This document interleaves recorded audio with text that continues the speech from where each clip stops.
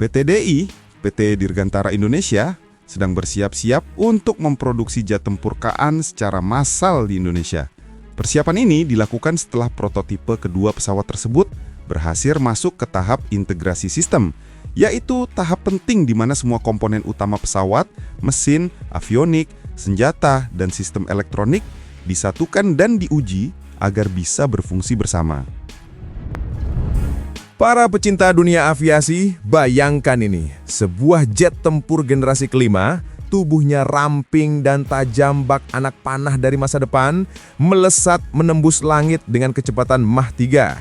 Bukan film sci-fi, ini nyata dan lahir di Turki dengan nama KAAN. Dan berita terbarunya, prototipe kedua KAAN ini sekarang sudah masuk tahap integrasi sistem. Ini artinya, mereka mulai menggabungkan seluruh otak-otak canggihnya. Avionik, sensor, radar, sistem kendali penerbangan, semua dirakit bareng-bareng kayak lagi main puzzle raksasa. Tapi, kalau salah pasang, bukan cuma puzzle-nya yang nggak jadi. Pilotnya bisa jadi bumerang manusia, kan? Ngeri juga ya. Yang bikin kita senyum lebar, Indonesia ternyata nggak cuma nonton dari tribun. Oh tidak, kita ini sudah duduk di bangku VIP. Waktu pameran pertahanan IDEF 2025, Jakarta langsung teken kontrak, sikat 48 unit KAAN. Nilai totalnya 10 miliar dolar AS. Iya, 10 miliar. Angka yang kalau dijadiin duit logam, mungkin bisa dipakai buat nutup seluruh jalan tol dari Sabang sampai Merauke. Tapi serius, ini bukan sekedar belanja pesawat. Ini langkah strategis. Indonesia mau lepas ketergantungan dari F-16 yang sudah mulai sepuh. Ibarat mobil, udah mulai rewel tiap pagi disuruh nyala. Turki juga sama, mereka capek tergantung ke Amerika. Jadi, KAAN ini seperti pernyataan, kami bisa bikin sendiri, dan kami tidak main-main. Nah, PT Dirgantara Indonesia (PT DI) pun sudah siap-siap. Bayangkan, mereka cuma tinggal tunggu peluit start buat mulai produksi massal di tanah air. Dan yang lebih keren lagi, ada bonusnya. Turki janji kasih transfer teknologi, alias kita diajarin bikin pesawat canggih ini dari dalam-dalamnya. Lucunya, kantor cabang TAI bahkan sudah dibuka persis di komplek yang sama dengan markas PT DI di Bandung. Jadi kalau ada masalah teknis, nggak perlu kirim email resmi dulu. Cukup ketok pagar sebelah. Bro, ini kabel avioniknya nyambungnya kemana ya? Bahkan SDM terbaik Indonesia sudah banyak yang direkrut untuk dilatih di sana. Ini semacam magang level dewa. Jadi suatu saat siapa tahu anak-anak bangsa yang sekarang lagi bongkar pasang baut di KAAN, 20 tahun lagi bisa bilang dengan bangga, ini loh jet tempur generasi ke-6 buatan kita sendiri. Nah, bagian yang bikin semua mata melotot. Mesin yang dipasang di KAAN bukan mesin sembarangan. Namanya TAI TF3500. Daya dorongnya 35.000 pon. Cukup buat bikin pesawat ini ngebut sampai Mach 3. Sebagai perbandingan, itu jauh lebih kencang dari F-35 atau bahkan F-22 Raptor.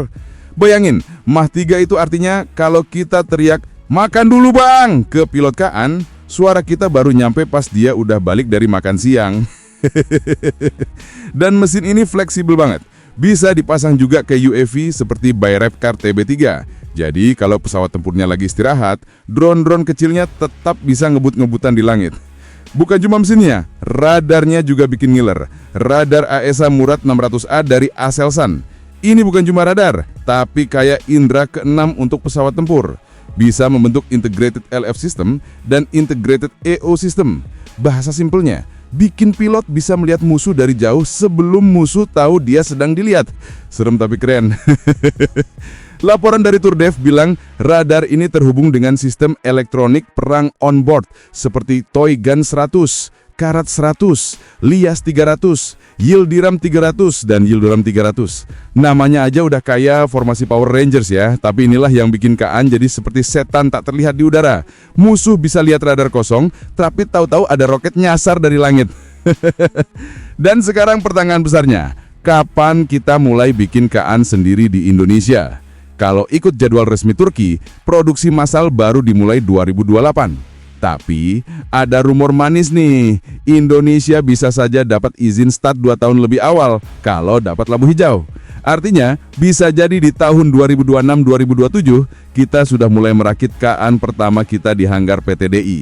Bayangkan, anak-anak Bandung lagi pasang mesin jet yang bisa melaju 3 kali kecepatan suara. Biasanya mereka pasang knalpot motor bebek, sekarang pasangnya mesin yang bisa nembus awan. Kalau kita bicara efek dari semua ini, jangan anggap enteng. Bayangkan posisi Indonesia di peta dunia. Selama ini kita sering cuma jadi penonton saat negara-negara besar pamer jet siluman, pamer teknologi tempur terbaru.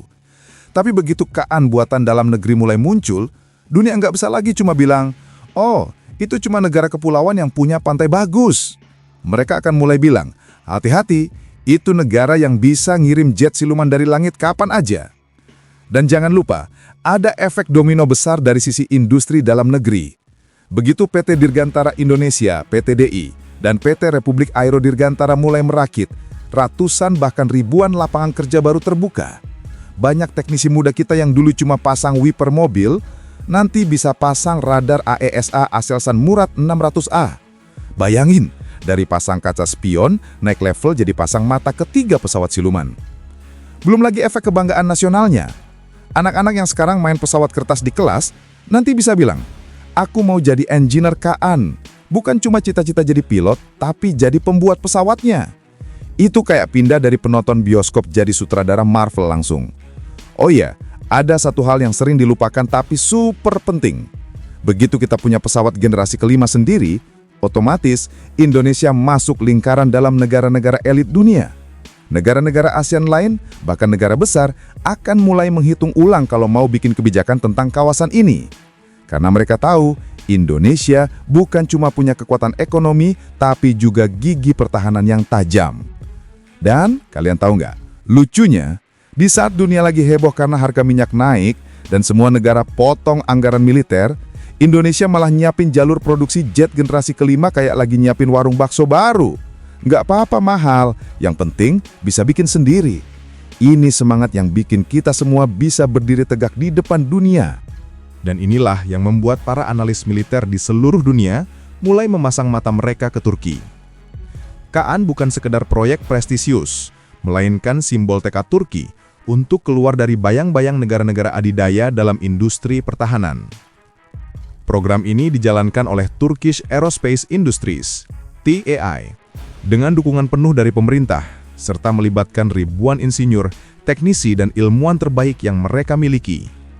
Bahkan beberapa teknologi kunci yang sebelumnya hanya dikuasai negara tertentu, kini mulai berhasil mereka kuasai sendiri.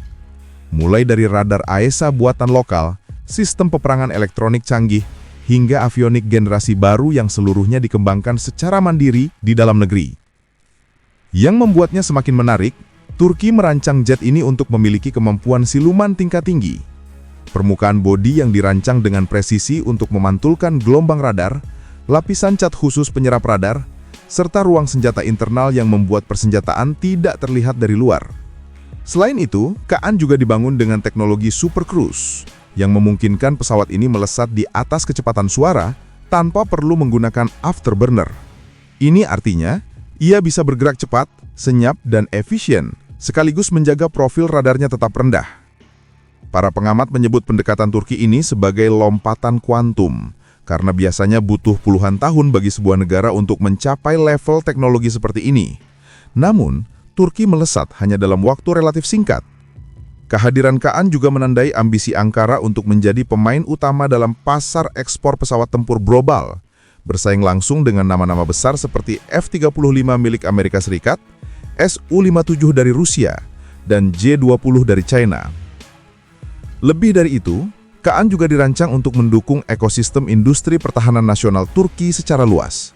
Setiap komponennya melibatkan puluhan perusahaan lokal, dari produsen material komposit, pembuat mesin, hingga perusahaan perangkat lunak avionik. Ini bukan hanya membangun sebuah jet, tapi membangun seluruh fondasi kemandirian teknologi pertahanan negara.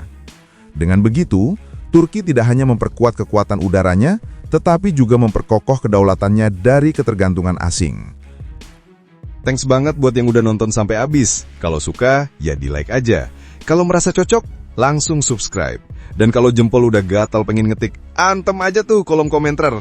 Mau debat? Boleh. Mau bercanda? Gas! Yang penting sopan.